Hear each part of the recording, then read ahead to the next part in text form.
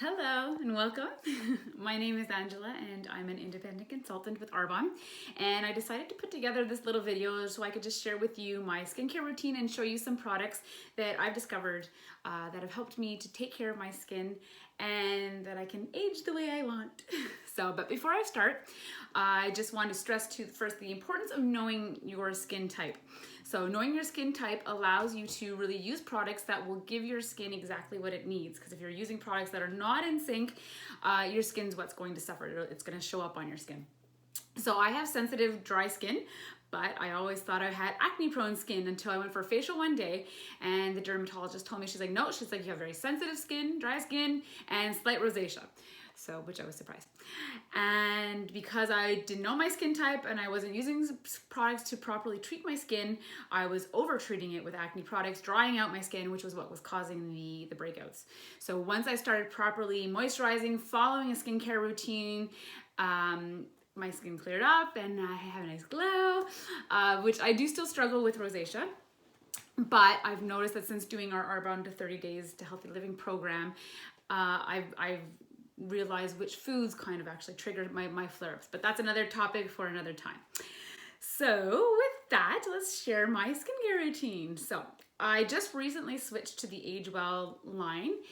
Before that, I was using the RE9 line. Advanced for 6 years. So I'll be honest, when I heard that they were going to be replacing the RE9 line with this Age Well line, I was disappointed, a little skeptical. But then I did remind myself too that if Arbonne has chosen to replace it or discontinue a product, it's always because they have found research has led them to really find something superior.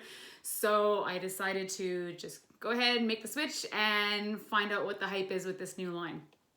So the hype is actually all about their key ingredient, bakuchiol, which is a plant-based retinol, which our RE9 was always a plant-based retinol. But the bakuchiol seems to be, it's better tolerated by our skin. People are less likely to experience any kind of skin sensitivity or reactions. Anyone can use it regardless of your skin type. Doesn't matter if you're pregnant, nursing, which is often an ongoing debate about whether or not you can use retinols. So it's super safe and mild and very gentle, yet it's proven to deliver results, which is what we want. So with that, I'm gonna just show you my skincare routine. So in the morning, I will cleanse my face. I'll be honest though, not every day. I cleanse it based on how clean or dirty my hair is. So if I haven't washed my hair in the last 2-3 days, then I make sure that I do cleanse my face in the morning, just because you're sleeping on it, right? And you're getting that extra dirt from your hair, touching and oils onto your face. So I like to start the morning off with clean skin before applying anything too. So I will do that, or twice a week, I will exfoliate, which helps to stimulate and speed up cellular turnover, right? And that's what gives us that glow. It helps by removing dead dry skin from the surface, right? So, and you want to make sure to use something though that's very gentle. So I'll use the Prep Work one because it's actually gentle enough that you can use it daily, morning and night, but it's just a little bit too much for my skin type. So, but using it 2 to 3 times a week is actually just all I need. It's perfect. And like I said, I use it in the morning. So you want to make sure to have something that's not too abrasive. So it's very gentle. So that's the first step, is to cleanse my skin. And then I'll follow with the toner, which helps us to freshen, soothe, restore the skin's natural pH level after cleansing. It helps remove any excess oil you still have, but it doesn't strip your skin of its natural oils, which is key. So they won't strip it because there's no alcohol in ours. So it's also something key that you always want to look for, regardless of whatever kind of a toner you are using and per product. Whatever kind of toner that you're using, you want to make sure that there's no alcohol in it, that's alcohol free. And it also tells why toner helps to just tighten and shrink the pores, and overall just kind of prepares your skin for the treatment part of your skincare routine, which would normally come next. So it works really hard, a toner, don't be fooled. Like a lot of times people will skip this step, but it's actually quite important. And then next up, that's it, I would apply the serum.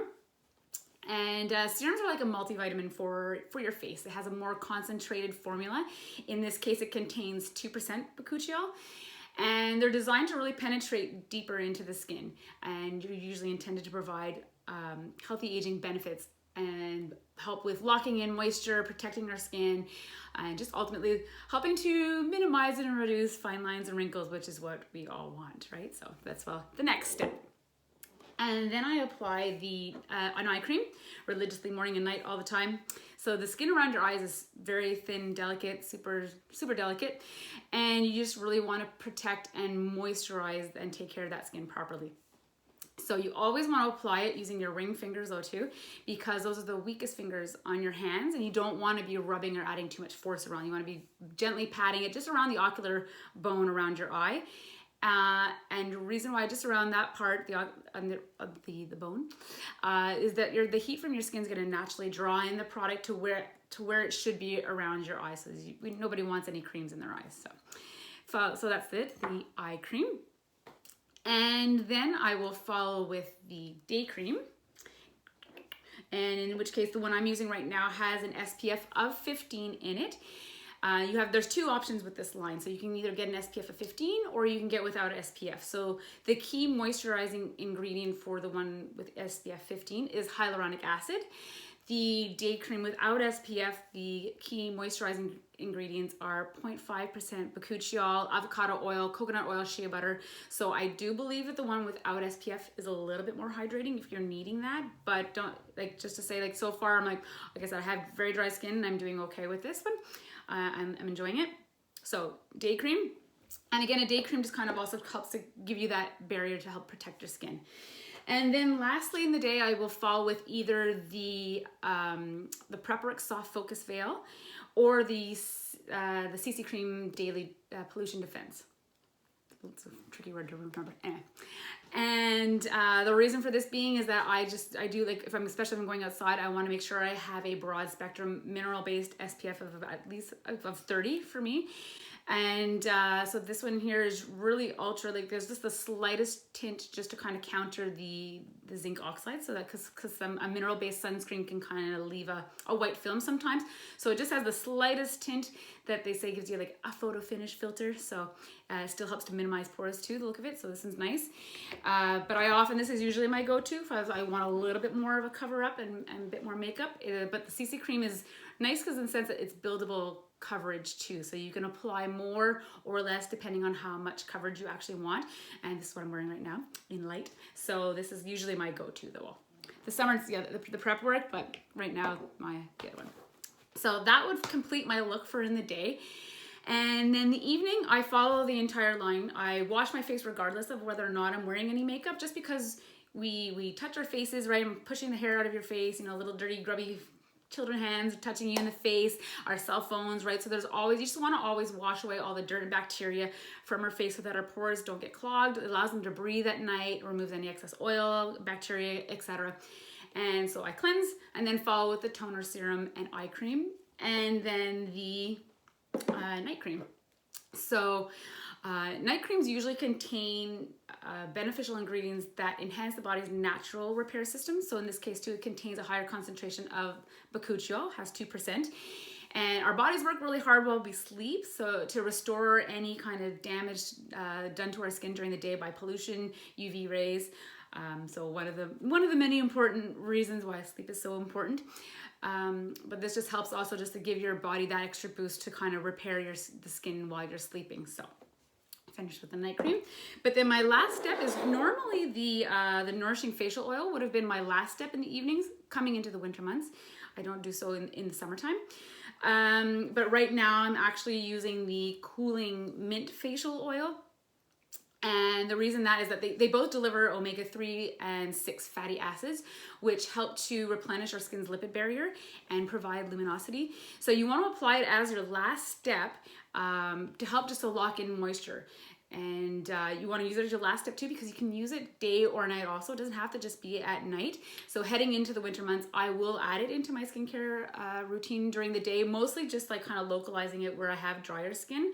But it's not oily or greasy, so don't be deceived by the term. And to keep my skin really pampered, I apply the detox mask once a week to draw out impurities. Karina's going to go into more detail about this awesome mask in her little video, so be sure to check it out. But so I'll do this one once a week just to kind of to have a deep cleanse of my pores.